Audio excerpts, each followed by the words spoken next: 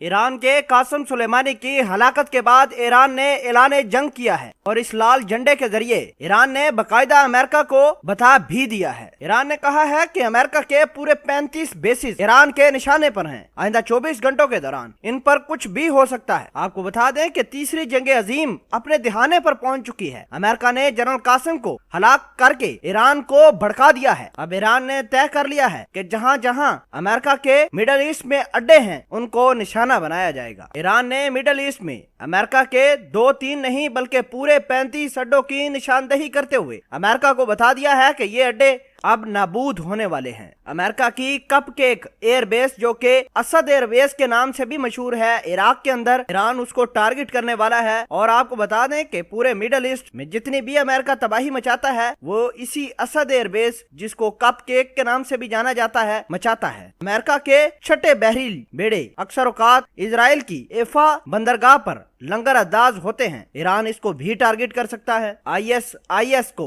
Jordan से खत्म करने के लिए अमेरिका ने जॉर्डन के अंदर भी अपने पांव गाड़े थे, वो भी ईरान उड़ा सकता है। आपको बता दें कि जॉर्डन के इस अड्डे पर अमेरिका समेत जर्मनी, कनाडा, ऑस्ट्रेलिया, नीदरलैंड के फौजी भी तैनात हैं। ओमान के बहुत सारे बेसिस अमेरिका के जेरे इस्तेमाल हैं और बताया यह जाता है कि आबनाए हरमज को जितनी भी अमेरिका मॉनिटरिंग प्रोवाइड करता है या उस पर कब्जा करने की कोशिश करता है या जो भी सिस्टम है वो सारा का सारा ओमान की बेसिस से और मस्कत इंटरनेशनल एयरपोर्ट से अमेरिका चलाता है। बसीरा वो जगह है जहां से अमेरिका को बड़ी आसानी से निशाना बनाया जा सकता है। कतर में अमेरिका के तकरीबन 10,000 से ज्यादा फौजी तैनात हैं। अल-उदैद नामी एयरबेस अमेरिका के तसल्लुत में है और ISIS को खत्म करने के लिए अमेरिका कतर का ये अल-उदैद नामी एयरबेस इस्तेमाल करता है। सऊदी अरेबिया तकरीबन 700 से लेके 2000 तक सऊदी अरेबिया के अंदर भी अमेरिकी तैनात हैं। आपको बता दें कि साल 2003 में अमेरिका ने अपनी तकरीबन सारी की सारी फौज इस